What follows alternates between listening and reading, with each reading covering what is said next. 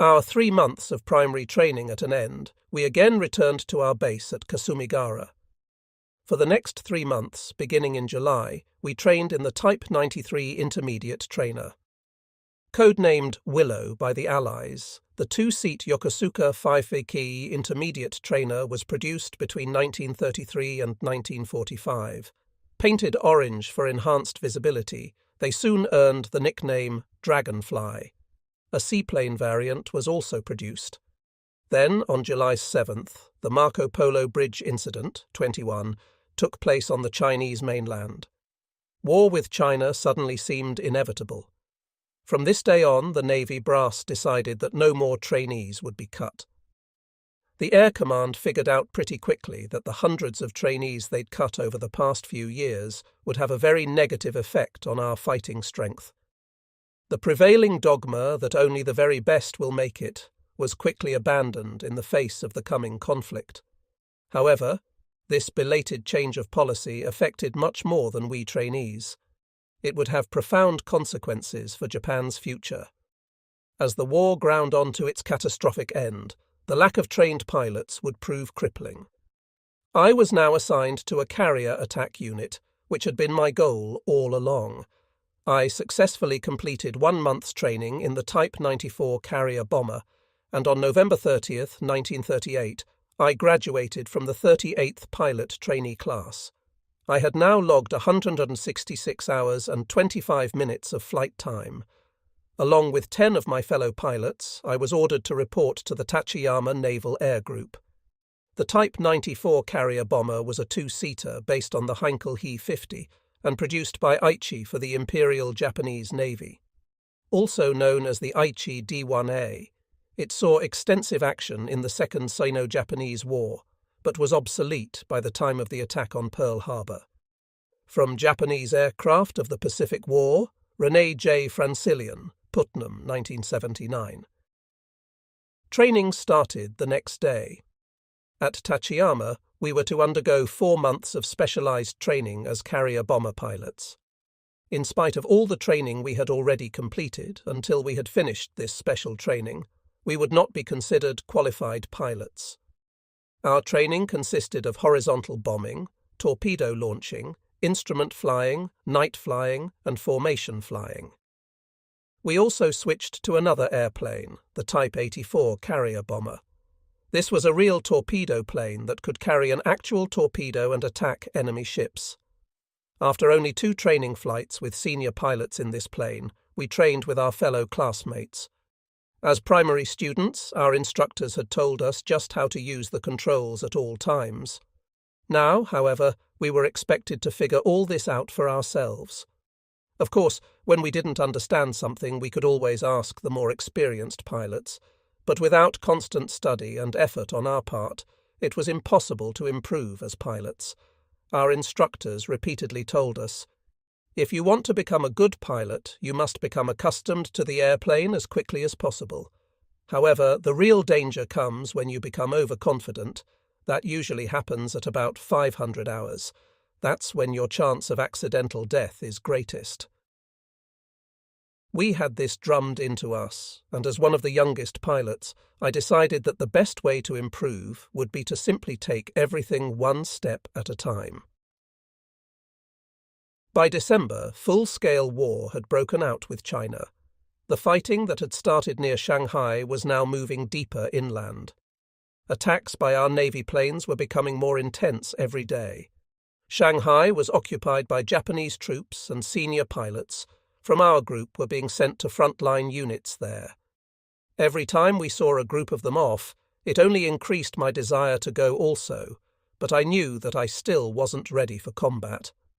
However, before long I had completed initial training in the Type 84 and moved on to instrument training. During the day it was easy to orient oneself by looking at the horizon, but at night or in clouds the pilot has to rely entirely on instruments. You cannot trust your senses and must give undivided attention to the turn and bank indicator, altimeter, airspeed indicator, rate of climb indicator, and heading indicator. I found this training to be highly stressful. Twice a day, 20 minutes at a time, we went up in all weather until we became proficient in this arcane art. For we knew that until we had mastered instrument flying, we couldn't call ourselves real pilots. Training for night flying began in the half-light just after sunset and continued into full darkness. As our skills slowly evolved, we became accustomed to the night. When January 1st, 1938, rolled around, we were very disappointed to learn that our winter vacation had been cancelled due to the war. I'd been looking forward to returning to my hometown and showing my mum and family the red dragonfly mark that now adorned the left sleeve of my uniform, the little badge that meant so much to me and that I had worked so hard to earn. But it was not to be. Still, we were able to celebrate on the base, and we all enjoyed a nice 3-day break from our daily routine. It was around this time that some trainees who had just completed their reconnaissance training joined our group. We now began training as 3-man crews consisting of a pilot, navigator and radio man.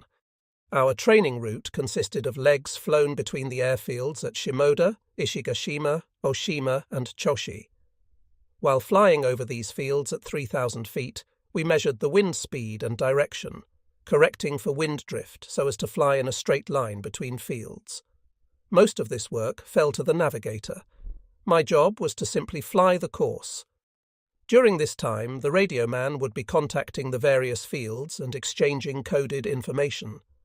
Of course, it was my job to keep the airplane right side up and flying steady while all this was going on. One day, as we were overflying the lighthouse at Sotobo, my navigator gave me a heading of 250 degrand for Shimoda Harbour, so I obediently turned to that heading. At the same time, my observer was watching the whitecaps and calculating the wind drift and giving me wind corrections. Upon reaching our turn point at Shimoda, we set course for Oshima and performed the same processes to determine an accurate course. When overflying Oshima, we were prohibited from flying near the volcano, for it emitted a constant stream of gas and ash. In spite of my efforts to steer clear of the area as we flew by, I could feel the wind pushing us towards the caldera. It gave me a sickening feeling that we might be swallowed up within it. The view we had, however, was simply spectacular. It was a view of nature's power afforded only to aviators, and we considered ourselves very fortunate to be able to enjoy it. After rounding the volcano, we again set course for the lighthouse at Tsunosaki. At first, we were all rather unskilled at navigating, but as the days went by, we soon surprised even ourselves at our growing competence. On January 27th, we finally got down to the heart of the matter and began torpedo training. During our first flights, we didn't carry torpedoes and trained only on the launching procedure. This consisted of learning how to properly line up on a target at a height of 150 feet and then practicing the release procedures at a distance of 300 yards.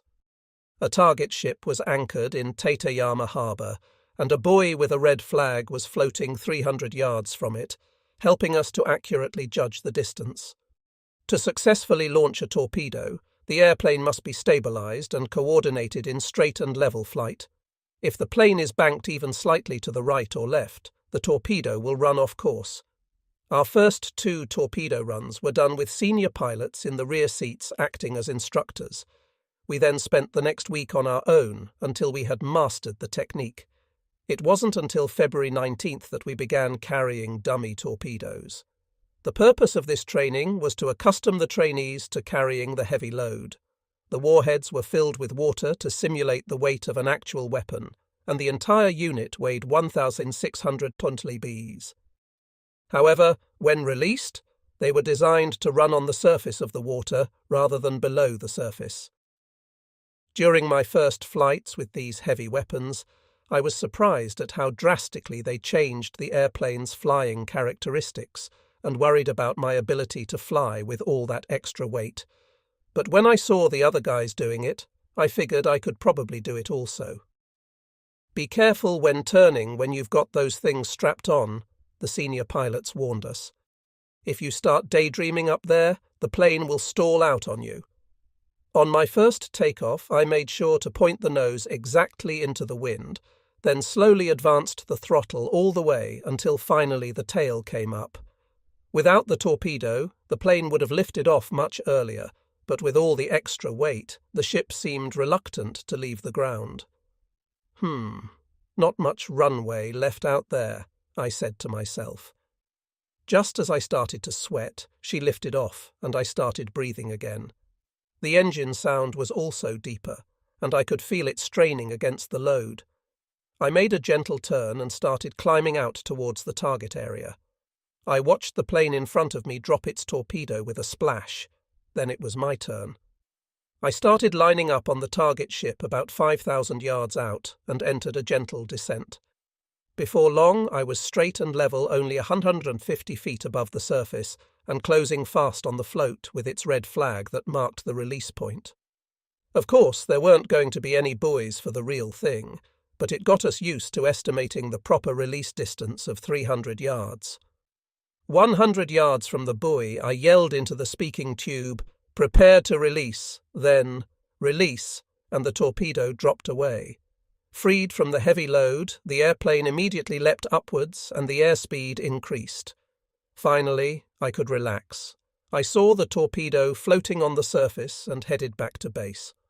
Unlike the other flying we did, launching torpedoes is entirely up to the pilot. His skill alone determines success or failure. The next stage of our training was with torpedoes that would run underwater. These torpedoes also used water to take the place of a warhead and were powered by compressed air engines. The compressed air was used to ignite oil, propelling the torpedo for a certain distance. The amount of water in the warhead was set so that they would float to the surface after their runs. Following the instructions of my section leader Masanaga, I hopped in my plane and headed for the target area. Today's ship would also be anchored, so if I missed it, I would really lose face. To calm myself, I did some deep abdominal breathing. Because the torpedo was released at an airspeed of 80 kts, when it hit the water, it followed a curved path, first diving to a depth of 60 feet after release, and then recovering to its running depth of 25 feet and a speed of 42 km. Very carefully, I lined up on the target. When I was certain the plane was trimmed up and flying true, I dropped the torpedo, then watched its wake as it sped off towards the ship. It impacted dead center, and a column of water shot up from the side of the ship, a direct hit. With a huge sense of relief, I headed back to base knowing that I had successfully passed the most important test. Thank you, torpedo, I thought. What I really wanted to do was yell out loud for joy. On the return flight, my heart felt as light as the airplane. After landing, I ran over to the command center and reported my success to section leader Masanaga. The torpedo hit the target vessel dead center, I said. He just smiled and nodded contentedly. Here is a description of the structure of our Type 91.2 torpedoes. The warhead is filled with 700 lb of explosive that is detonated by a detonator when the torpedo hits the ship. A safety device prevents the detonator from arming until after the torpedo has travelled a certain distance underwater. The air tank is filled with compressed air at 150-200 atmospheres, which is used to ignite the fuel oil that drives the propeller. In addition to tanks for air and fuel oil, a depth meter measures water pressure and automatically adjusts the running depth of the torpedo. The engine room includes a stop-start mechanism and the engine. In the rear compartment are the propeller shaft, a tank for lubricating oil, fin adjusting mechanism, safety device, and the gearing for the propeller drive. Overall length, 18 feet, weight, 1,700 lb, diameter, 17.7, speed, 42 km/h. On March 16th, our final training exercise was held. We were to make a long-distance round-trip flight to Kagamigahara Airfield in Shizuoka, a distance of 440 miles. Flight time would be about 5 hours. This flight marked the completion of our 4 months of advanced training. However, this flight, which should have been a cause for celebration, was marred by the disappearance of Airman Second Class Tsuju Tazaka and his crew on March 19th.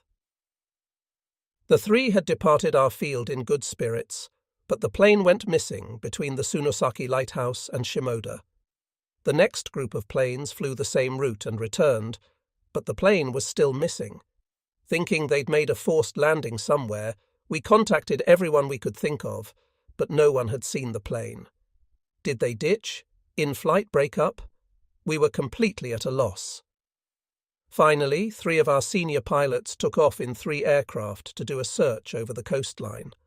The rest of us just sat around at the field, staring at the sky and praying for their safe delivery. We were all in something of a stupor, unable to work or talk, just counting the minutes. After an hour or so, the search planes returned to the field, having discovered nothing. The ground station informed us that they had lost radio contact with the plane shortly after its departure. Because a strong west wind was blowing, there were no fishing boats at sea that day. Still, if they had put it down on the waiter, something would be floating out there. Again the search planes went out, only to return with no good news. Already we had lost our first classmate to the sky. Tazaka had done well in all his classes and was a skilled pilot. We couldn't imagine what might have happened to him. Perhaps he wasn't paying attention, or maybe he'd done something stupid. Truly, we were in a constant life and death battle with the sky where even a moment of incaution could have fatal consequences. The death of our comrades was a huge reality check for us all. To ensure that their deaths would not be in vain, we resolved to polish our skills and to be ever vigilant in our flying. On March 29th and 30, we completed our final ground schooling and paperwork and became qualified torpedo pilots. After 14 long months of training, our first big step as pilots was now behind us. On April 28, 1938, I was assigned to the 12th Naval Air Group, then based near the Chinese capital of Nanking. Accompanying me was Warrant Officer 3rd Class Hiratsuka. Only the 2 of us were sent. Our squadron mates saw us off, and we said our goodbyes to the Tateyama Air Group. Our first stop was Tokyo, where we changed trains for Shimonoseki. It felt very lonely to be going off to war. As the train pulled out of Tokyo Station, I found myself gazing longingly at the neon lights of Ginza and wondered if I'd ever see them again. Never before had their glow seemed so poignant and meaningful. The trip to Shimonoseki took a number of days, and because we were both acutely aware that we might never see these sights again, we made a point of getting off at every stop and buying souvenirs and sampling the local foods. When the train pulled into Shizuoka Station in the middle of the night, we had rice with minced sea bream, at Hamamatsu Station we ate broiled eel, and at Otsu we had sailor's sushi. Everywhere we stopped, we made a point of eating and drinking our fill. When the train finally arrived at Sasebo, we were made provisional members of the Sasebo Naval Marine Squadron. One of the first people we met was Nishimoto, a former classmate from the Omura Air Group. It turned out the 3 of us would be going to China together. The first thing we did was look for ships leaving for Shanghai. Fortunately, there was a freighter leaving that day at noon, so we got on board and a few hours later were passing through Genkai-Nada bound for China. However, it wasn't until we arrived in Shanghai that I began to realize that I was in fact in a war zone. We arranged passage on another freighter headed up the Yangtze River to Nanking, and once again were on our way. Incredibly, it took the ship an entire week to make the trip to Nanking. I couldn't believe it. In my airplane, I could have made it in only 3 hours. It occurred to me that even in a war zone, some places were still pretty relaxed. Finally, on May 5th, we tied up at the wharf at Nanking. We had no sooner stepped off the ship than a Navy truck arrived, which took us across the city to Daikoiki Airfield, where we were formally inducted into the 12th Naval Air Group. The group consisted of 18 carrier fighters and 18 carrier bombers. Our mission was to support the combined Army and Navy advance up the Yellow River. The leader of my section was First Lieutenant Eiji Murata. Like most of the other pilots, he came from the Tateyama Air Group, so we all knew each other. This put my mind at ease and made me feel very much at home. When I went to the command center to check in, I discovered that the other section leader was none other than First Lieutenant Tetsuo Kobayashi, my former section leader when I was a trainee. As soon as he saw us, he laughed and said, "You three are the newest pilots here, so you've got to do our work too." This group was using the Type 96 carrier bomber, so our first day was devoted to training. After that, we went out on patrol flights. This consisted of flying 60 miles south of our base at Nanking and patrolling the area between Sanshan and Wanshi at an altitude of $15,000 for 2 hours at a time. If enemy planes launched an attack on our base at Nanking, we would radio a warning so we could wipe it out. The problem was, we never knew if or when they would attack, so these patrols were quite stressful, slow but deadly. The Yokosuka Type 96 carrier attack bomber's slow speed and docile flying characteristics allowed pilots to bomb with deadly accuracy. Mori flew the Navy Type 96 during his first months in China. Armament consisted of one rear-firing 7.7mm machine gun, and it could carry one 800 kilos torpedo or 500 kilos of bombs. From Japanese Aircraft of the Pacific War, by René J. Francilian, Putnam, 1979. Still, for new guys like us, it was our first chance to see China, and we enjoyed the spectacular views from our aerial vantage point. During our first few patrols, we were in a state of constant wonderment at the unusual scenery spread out before us. Unconsciously, I found myself singing The Song of the Mounted Bandit 3 about a highwayman from Japan who spent a life of solitude roaming across Manchuria. When I left my homeland, my skin was smooth as jade. Now it is scarred by bullet and knife. Only then did I begin to comprehend how big China really was. Looking down upon this vastness, the sentiment expressed by the line, "Cramped Japan is no place for me," was easy to understand. Even from this lofty perch, the endless plains seemed to stretch off to infinity. For 5,000 years, the yellow waters of the Yangtze had carved their way across these lands on their relentless journey to the sea. The waters of the bay reach the heavens as they flow 10,000 miles to the sea. Looking down, I could see that the road below us had ditches cut across it every 20 meters or so, an effort by the enemy to slow the progress of our troops. On the hills overlooking the road, the many bunkers built by the Chinese army gave mute testimony to the ferocity of their resistance. Gazing down upon the world like this induced a strange sense of detachment. The war and its consequences seemed so far away that I often wondered where or even if it was actually taking place. In this trance-like state, I was always surprised at how quickly the time passed. Before long, my replacement would show up, rock his wings, the spell would be broken, and I would begin a gentle descent towards our home field. For many days, this was all I did. It was a very peaceful interlude that couldn't last. When the Joshu offensive began, the mood changed abruptly. Our base suddenly became very busy when a group of carrier planes joined us at our main base at Nanking. Shortly thereafter, a tragic case of friendly fire occurred when planes from this group mistakenly bombed our own troops, causing many casualties. The Chinese army was putting up very stiff resistance, and our troops were fighting desperately to break through their lines. They radioed for air support, and the recently arrived carrier planes sorted to assist them. When the flight leader arrived over the front, he saw a highway crammed with troops and vehicles. Before thoroughly scouting the battlefield to determine where the friendlies were, he immediately ordered his group to attack. What he didn't realize was that these were advancing Japanese troops who had finally broken through the Chinese lines. Even a casual observation would have revealed that these were our troops. When the troops first saw the rising sun symbols on the 18 planes, they broke out in cheers and waved to them. Then the bombs started raining down. Many were killed and wounded. This tragedy was a worst-case example of what happens when a flight leader makes a hasty decision.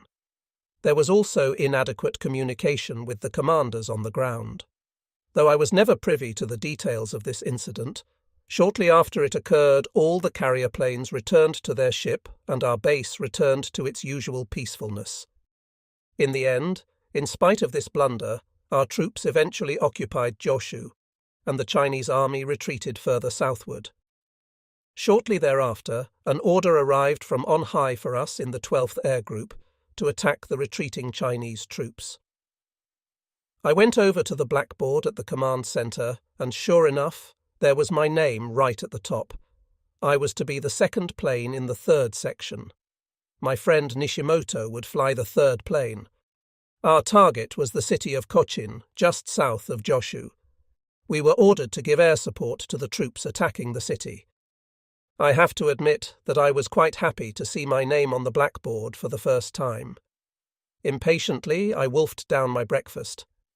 I was so excited to be going on my first combat mission that I could hardly sit still, and I found myself imagining all sorts of possible scenarios. After eating, I went to the field to help load the bombs. Each plane was carrying 6 125 lb bombs. At 125 lbs, each bomb was heavier than a bale of rice. It took all my strength to lift them up to their attach points. The flight consisted of 9 carrier bombers supported by 6 carrier fighters. Before we took off, the navigators drew out our course on their maps. I strapped an 8-shot pistol to my side, lined up in front of the command centre, and gave my crew some final instructions. Captain Mickey gave us our final orders and wished us luck. We then ran off to our respective airplanes and climbed in. Flying cover for Mori and his squadron mates was the Mitsubishi Type 96 carrier-based fighter, A5M.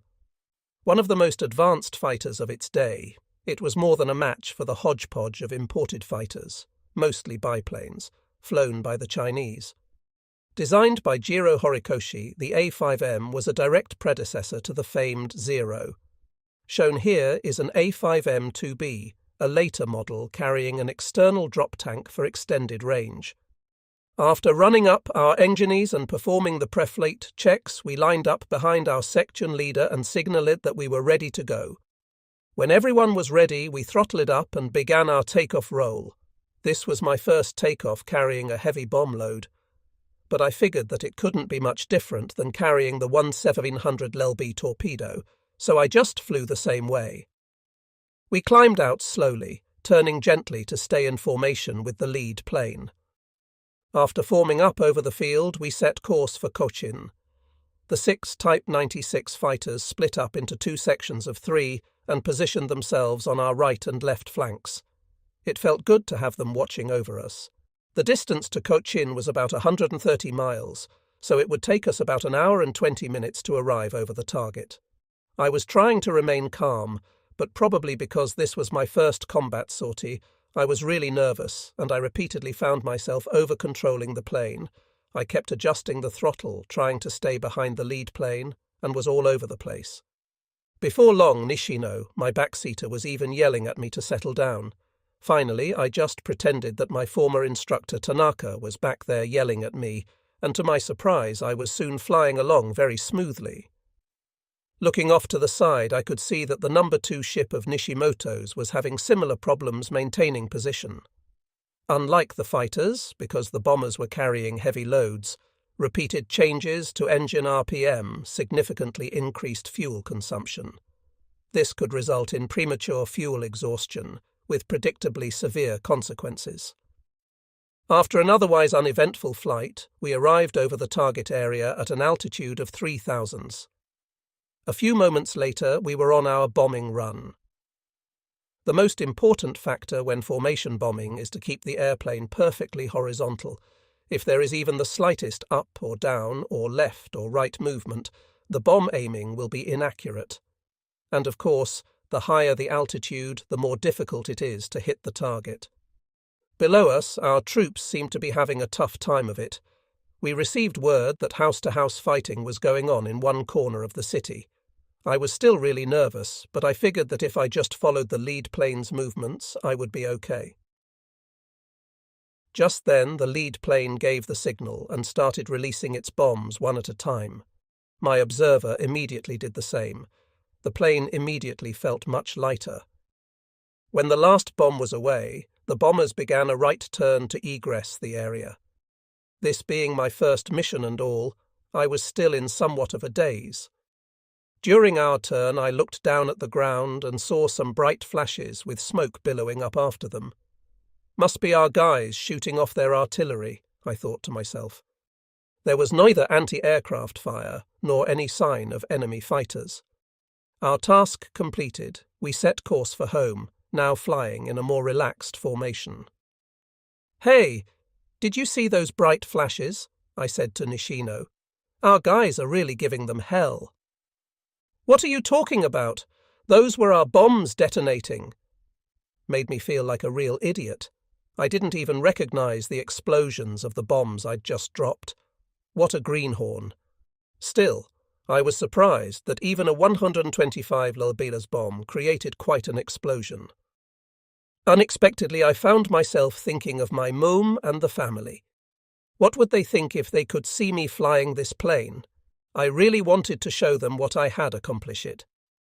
Before long, we arrived back at our base at Nanking, where all our planes landed without incident. The first thing I did was run over to operations and make my report. My chief feeling, though, was one of relief. Though I knew that I might someday fall from the sky, until that day I was determined to keep myself in good shape and fly without regrets. And it was with these thoughts that my first day of combat came to a close. Remember when you were young, you shone like the sun. Imperial Japanese Navy fighter pilots, who on 22nd February 1932 scored the first aerial victory in the IJN's history by shooting down Robert Short, the first American volunteer pilot for China. The shoot-down of Short's Boeing P-12 occurred over Shanghai during the Shanghai incident, and the pilots were flying the Type 3 fighter aircraft. From left to right, the pilots are Nokiji Ikuta, Toshio Kuroiwa, and Kazuo Takeo. These air support missions continued as our troops advanced up the Yangtze until finally the Anqing offensive got underway. About 10 miles up the Yangtze from Anqing, the Chinese had sunk 6 ships in an attempt to block the progress of our forces. We were ordered to go up there and take aerial photographs. Our flight of 3 planes was led by Lieutenant Maruyama. Before take-off, he told us that when we got over the area, he would rock his wings. We were then to get into single-file formation and fly over the river so our observers could take photos. We flew up there without incident. From above, it was easy to see the 6 masts of the ships sticking up out of the water on the left and right sides of the river. It seemed to me that this effort would have been more effective had they cut the masts off to make them flush with the water surface so they couldn't be seen. As it was, they were just advertising the fact that they'd sunk some ships there. Anyway, Maruyama rocketed his wings. We lined up behind him and began our photo runs at an altitude of 3,000. On the hills to our right, we could see flashes of anti-aircraft fire as the Chinese blasted away at us with machine guns and cannons. My observer Hamanaka noted their positions on his map. In spite of all the flying I'd done, this was my first baptism by fire. The flak and tracers going off around us looked like fireworks.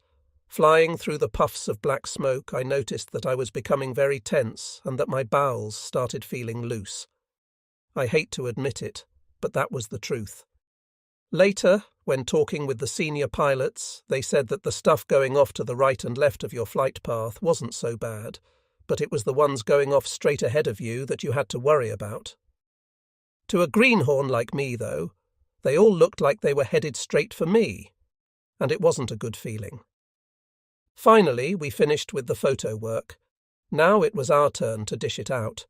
We got into a bombing formation, did a 180, and came back over the hill where the gun emplacements were. We held a tight formation and waited for Maruyama's signal to drop. I was still scared shitless, but I couldn't wait to get back at those bastards for shooting at us. On Maruyama's signal, we all released simultaneously, and the bombs rained down, silencing the guns. As we cruised back down the Yangtze in loose formation at an altitude of 1,500, I felt a huge sense of relief at having completed our task successfully. A few weeks later, Anqing was occupied by our troops and the 12th Squadron moved to a field on the outskirts of the city. Then, in mid-July, preparations for the battle to take Zhujiang began. Day after day, we made 2 or 3 sorties to attack enemy positions. We were so busy we couldn't even see straight.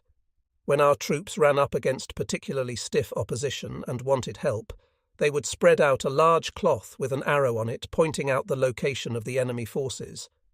We would then dump our bombs on the most likely-looking enemy positions in front of the arrow. Also, when we were overhead, the enemy troops would take cover in their foxholes, making it easier for our guys to advance. For this reason, even after we'd dropped our bombs, we would loiter in the area for a couple of hours. Then, as soon as we returned to base, we'd rearm our planes, wash down a rice ball with a cup of tea, have a smoke, and head out again. This went on for 10 straight days. On July 24th, the main attack on Zhujiang got underway. The Chinese fought doggedly, but were eventually forced to retreat into the mountains of Lushan in the face of our intense air attacks and naval bombardment from our ships on the Yangtze. By that afternoon, the Japanese flag was proudly flying at the centre of the city. However, the price for our victory was very high. We later learned that everyone in the Izuka division below the rank of unit commander had been killed. The airfield at Zhujiang was located on high ground in the middle of a lake district and was surrounded on 3 sides by water. In an effort to slow our advance, the Chinese had cut the dikes in 5 places, flooding the airfield there. Our troops eventually repaired the damage, but it took them over a month and slowed our advance. On August 12th, a big air raid was carried out against Hankow. To assist in the attack, 27 medium bombers came in from the Takaoka Naval Air Base on Taiwan. Counting fighters and light bombers, more than 100 planes took part in the attack. We took off from Anqing and climbed out on course to an altitude of 15,000 feet, at which point we could look down on Wusan Sanqing. I was expecting plenty of resistance from enemy fighters and was looking forward to seeing our fighters knock them down. Of course, I had yet to even see an enemy airplane in the air, so I really had no idea what such an air battle would be like. I just thought it would be fun to watch. Our target for the day was the railroad marshalling yard at Wuchang, on the outskirts of Wusan. The purpose was to cut the enemy's supply lines. It sounds funny, but it was like one of those early autumn days in Japan, with not a cloud in the sky, a perfect day for bombing.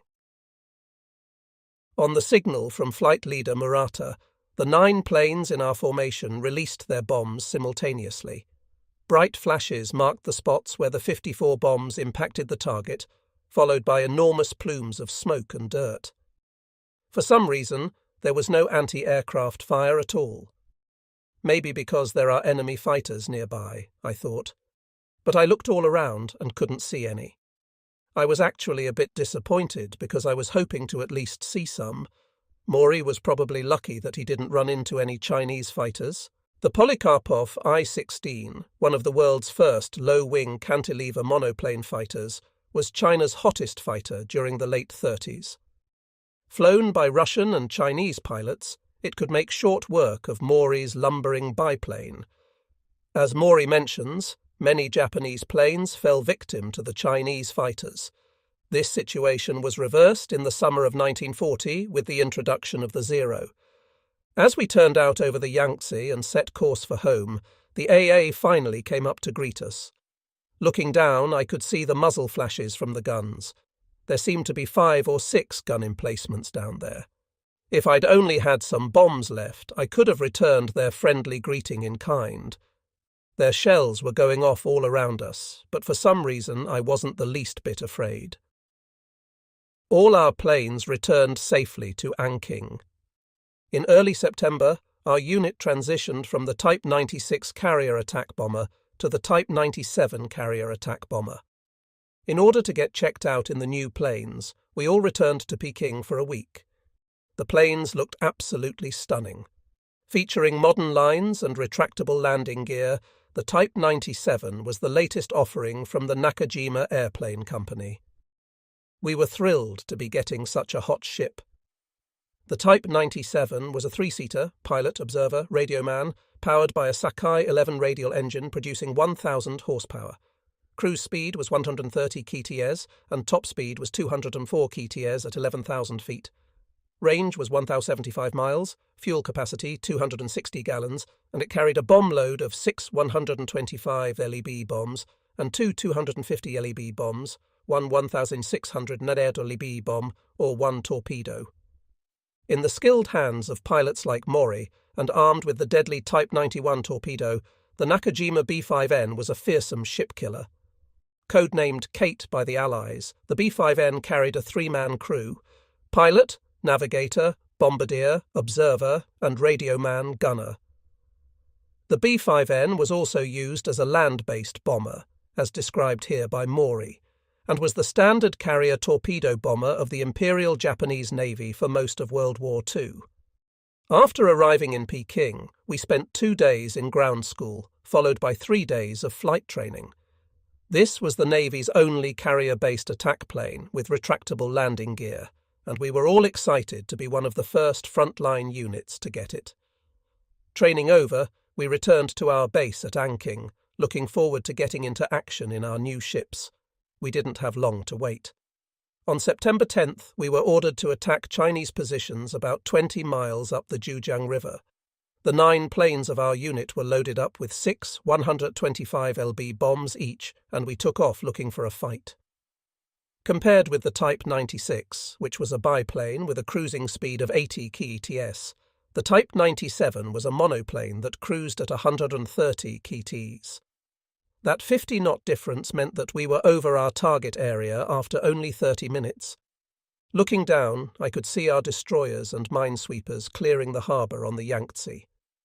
I felt sorry for all those sailors jammed like sardines in those tin cans, while here we were flying around free as the birds. I wished them well. The Yangtze was very narrow at this point. The Chinese were dug in on the hilly terrain on the river's banks and were holding up our troops. The area around their positions was interlaced with trenches. For about 20 minutes we circled overhead, observing their positions. Then we dove to attack.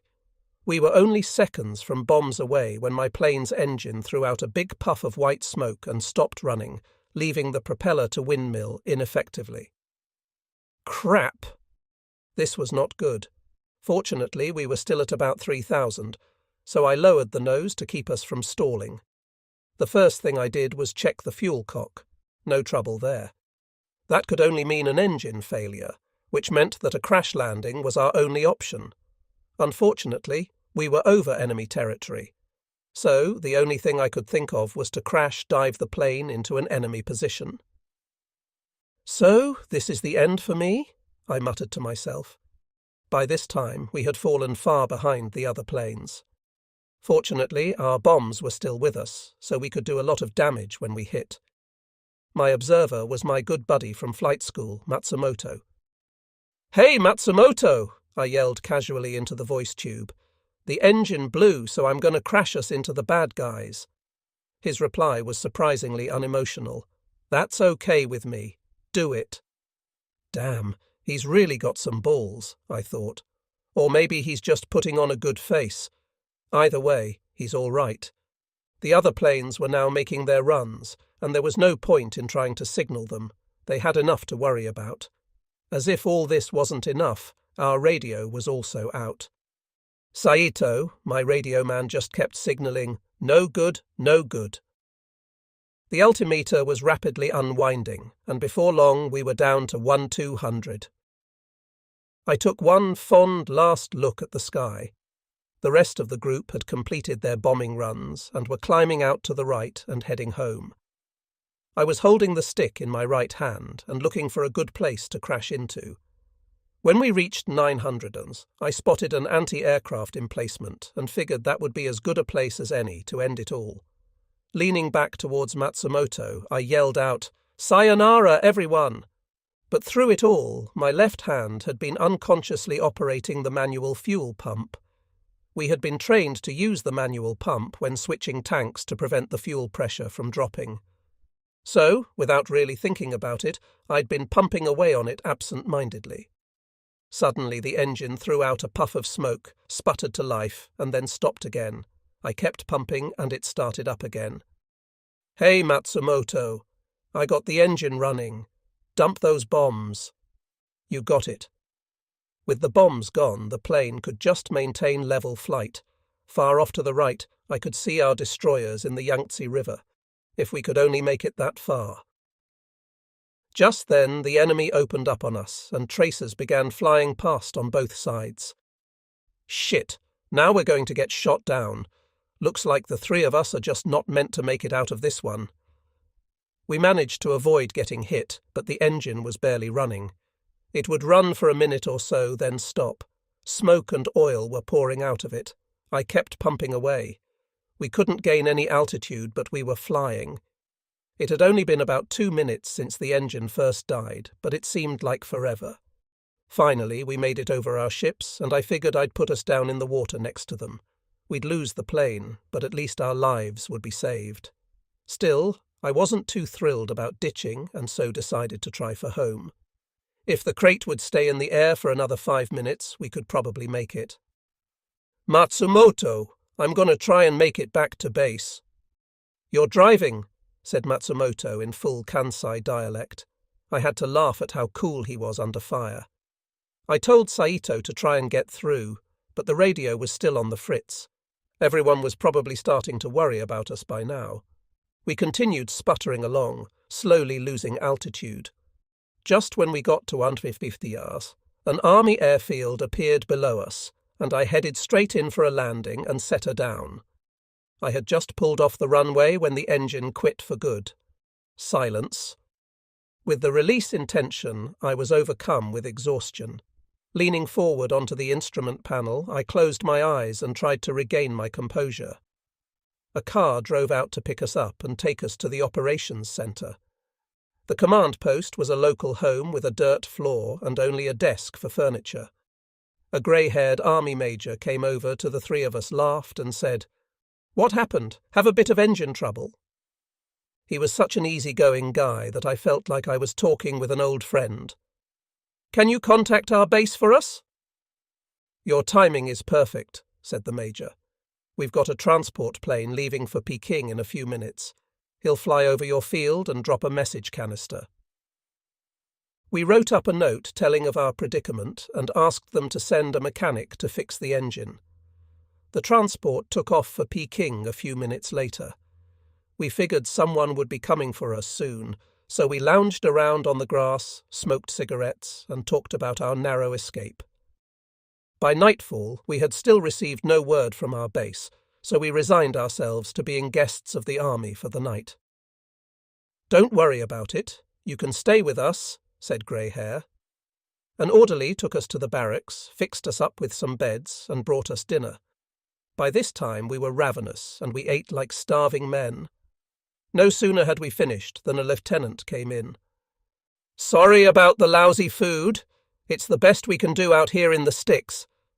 But how about some beer to celebrate your survival?" I don't remember much about the rest of the evening, but early the next morning a plane arrived with a couple of mechanics and a box of parts. Turned out that the piston in the number 6 cylinder had melted. They replaced the cylinder and piston, and before long we were all safely back at Anqing. Even today I can still taste that first swig of cold beer at that army airfield in the Chinese countryside. When the army had finally repaired the flood damage to Zhujiang airfield, we packed our bags again, and it became our new home. As I mentioned before, this airfield was surrounded on 3 sides by lakes that were at higher elevation than the airfield. When taking off and landing, we had to be careful not to hit the levees with our landing gear. Worse still, the lakes were bordered on the far shore by the Lushan Mountains.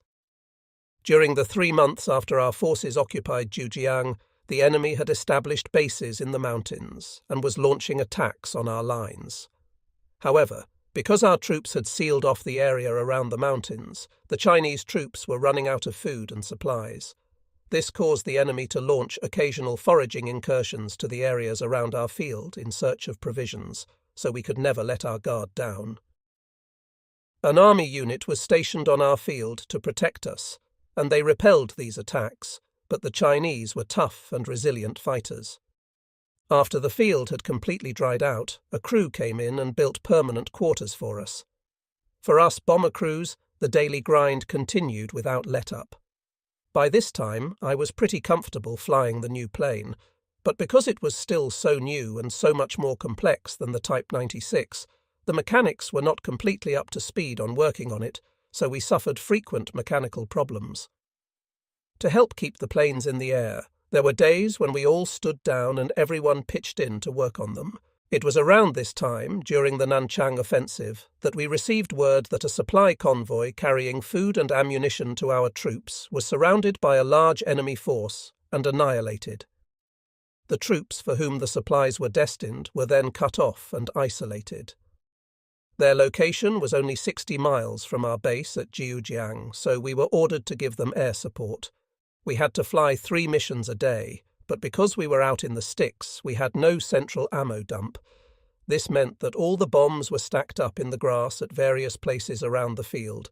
So as soon as we returned from one mission, we had to immediately run around the field, pick up the 54-125 Lelolabi, bombs for the next mission, carry them to the planes and get ready to head out again. Talk about hard labour. This was a job for sumo wrestlers, not pilots. To make matters worse, the grass around the field was infested with snakes. Every time we picked up a bomb, 2 or 3 snakes would slither out from underneath it. At first, this scared the hell out of us. But it wasn't long before some of the more enterprising among us killed a bunch of them. They put them on skewers, and that evening we had a big snake roast. They tasted great with a little soy sauce. After 2 days of air support, the cut-off forward unit was finally reached by our troops, and we returned to our usual bombing missions along the Yangtze. On October 29th, our forces occupied Hankou, and on November 6th, the 12th Air Group relocated to Hankou Airfield. However, when we arrived, we were puzzled to see small red flags sticking up from the ground at various locations around the runway. When we asked the base security guys about this, they told us the flags indicated the locations of minefields and for us to stay away from them. It turned out that the warning flags had been planted by the Chinese, but that our troops had advanced so quickly they didn't have time to remove them. We were all very thankful that we hadn't discovered the mines on our own. We were quartered in some sort of former research facility near Hankou. We never figured out exactly what sort of research went on there, but the rooms were separated by steel grating. With 5 or 6 of us sleeping in each room, we often felt that we'd been thrown in prison for crimes we hadn't committed. It was not a pleasant place, not that our minor privations were of any consequence in the grand scheme of things. Since the Marco Polo Bridge incident, our forces had taken Shanghai, moved rapidly up the Yangtze River, and now occupied Hankou. After this rapid advancement, I expected our troops to take a break, so I was astonished to learn that they were continuing their push into China's interior. I really thought our generals had lost their minds, but of course no one was interested in the opinions of a lowly pilot. Like everyone else, my duty was simply to follow orders.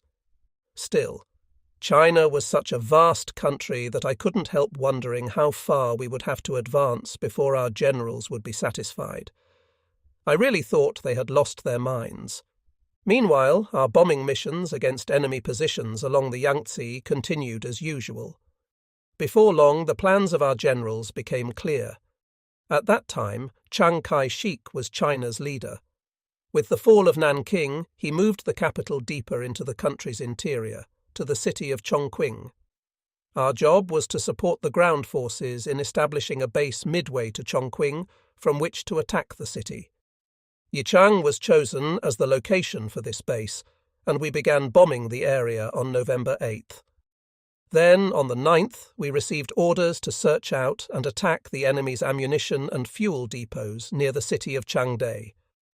Our 9 planes, led by Lieutenant Murata, took off from Hankou Airfield around noon. Changde was almost due west of Hankou. As soon as we were off the ground and established in our climb, I pulled up the gear, as usual. However, my right gear light stayed red, indicating that it hadn't fully retracted. I tried cycling the gear a few times, but the light stayed on. Finally, I pulled up next to my section leader's ship, and my observer Nomoto used signal flags to let him know I was having gear trouble.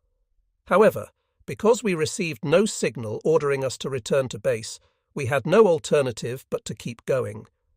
At the time, the prevailing attitude was that once you launched for an attack, you didn't turn back for anything but the most serious reasons. Everyone was afraid that if they did abort, the others might accuse them of being cowards. Our superiors feared that cowardice, like a virus, might infect the entire squadron.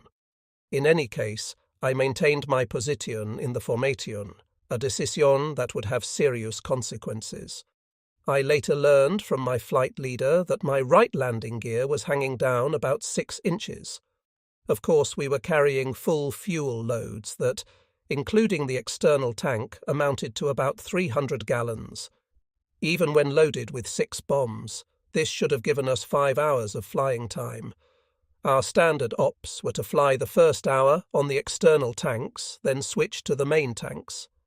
But on that day, perhaps because of the hung gear, I could only keep up with the formation by using higher RPM. After only 30 minutes or so, I glanced at the fuel gauge and was shocked to see that my left and right external tanks had only about 10 gallons each. I can't have used that much already, I thought. At first, I thought that maybe the gauge was bad, but that didn't seem likely. I was feeling very uneasy, so I switched over to the mains. After about an hour and a half, we finally arrived over Changde. We immediately started our bombing runs, and soon the bombs were raining down on the enemy supply center. Our efforts were rewarded by huge secondary explosions that sent giant fireballs roaring into the sky. In spite of all the damage we were causing, there was no AA fire at all. So we lined up in echelon formation and dove down on the deck to strafe it. It felt great to be screaming along at 150 feet. Nemoto was looking around and taking notes, while Hayakawa was blasting away with his 7.7mm rear gun. I couldn't tell whether he was hitting anything, but he sure seemed to be having fun.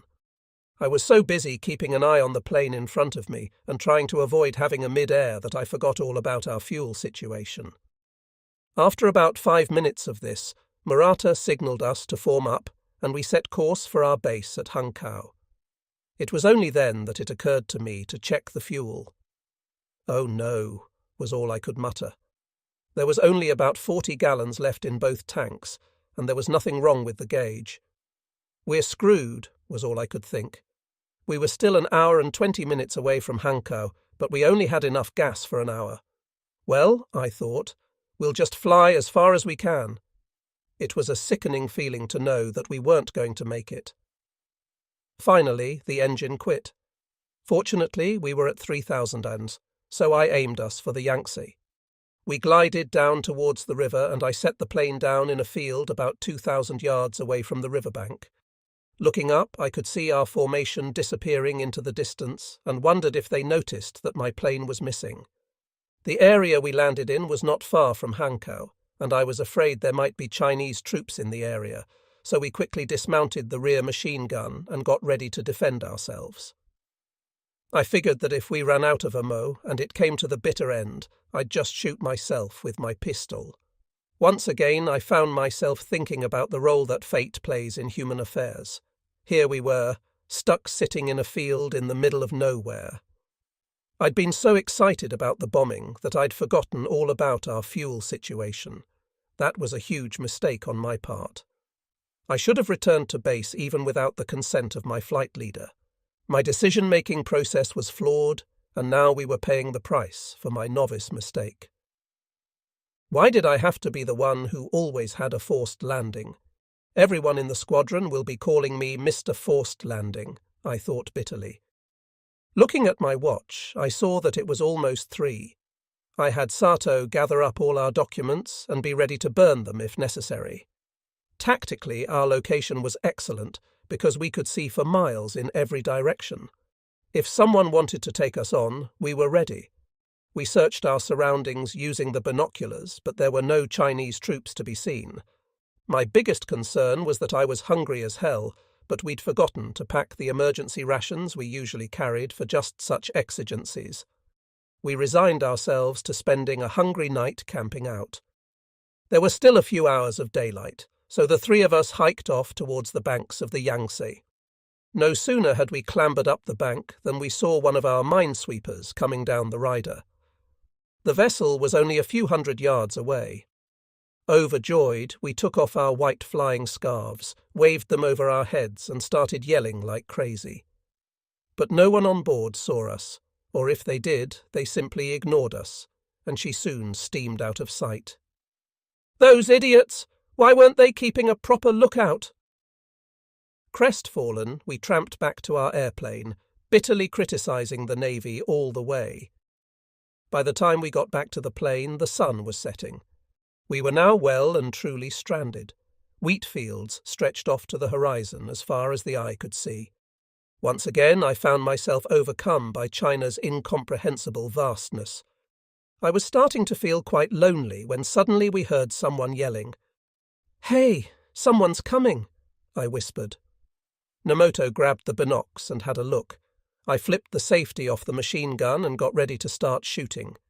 About 200 yards away, I saw a man walking towards us. He was making eating motions, as if holding a pair of chopsticks. "Hey, Nomoto, it looks like he's asking us if we want to eat." When he got closer, I saw that he was a farmer, about 40 years old. He walked up to us, looked us up and down closely and started speaking, but we couldn't understand a word he said. "He probably saw us come down and he's inviting us to eat. He looks harmless. Let's go." We followed the farmer to a small house tucked away in a corner of one of the fields. It was a simple one-room house with a dirt floor. As soon as we entered, the farmer went over to a steaming pot and lifted the lid to reveal dried fish steaming atop a bed of yellow rice. It looked and smelled delicious. Here we were, enemy territory, and we were the enemy. Why would this guy want to give us food? Maybe it's poisoned. I'd heard that they got a big reward for killing a Japanese airman. In spite of my gnawing hunger, I was reluctant to eat. Seeing our hesitation, the farmer helped himself and started eating. Well, that was enough for us. We all fell to and helped ourselves. But I was still puzzled. Why was he feeding us?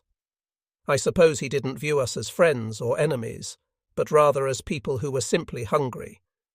Perhaps this was normal behavior in the Chinese countryside. As an island people, we Japanese were much more insular. I felt guilty for having doubted his kind intentions. Since the food was clearly not poisoned, we ate with great gusto and so learned about generosity from these continental people. The food was so tasty that we had second and third helpings. Still, however customary this generosity might be, I felt obligated to repay his kindness in some way. But with what? We had nothing. Searching through my pockets, I found our last few cigarettes. Placing them in the palm of my hand, I handed to the farmer and smiled. He bowed his head slightly and accepted one. Soon the four of us were sitting in a circle, smoking contentedly. No words were spoken, but there were smiles all around. We had achieved a meeting of the minds. Once again it occurred to me that the most effective communication was non-verbal. I felt strangely happy. After eating our fill, the thought of spending the night no longer worried us. If someone wanted to mess with us, we were ready. But just as we were getting comfortable, we heard the sound of an airplane engine approaching from the east. We jumped up and ran outside to see a Type 97 circling the area at 13500s. Clearly, they were searching for us. "Banzai!" we yelled, overjoyed at our imminent rescue. Thanking the farmer as best we could, we ran towards our ship, and Nomoto used his signal flags to tell them that we were okay. The plane banked in response, and a few minutes later it dropped a message canister. "Wait here," the message said. The search plane then climbed away in the direction of the Yangtze. A short time later it returned and dropped another message. "Walk in the direction you were flying," it said. "A ground unit will meet you." It was signed Lieutenant Murata. We were surprised that Murata himself was leading the search for us. We felt sorry for causing him so much trouble and were very grateful for his efforts on our behalf. We then shouldered the machine gun and set off on foot through the fields. Not surprisingly, the fields were a lot rougher to walk over than they were to fly over, and we were soon completely out of breath. After about an hour of slogging, we were ready to collapse with exhaustion.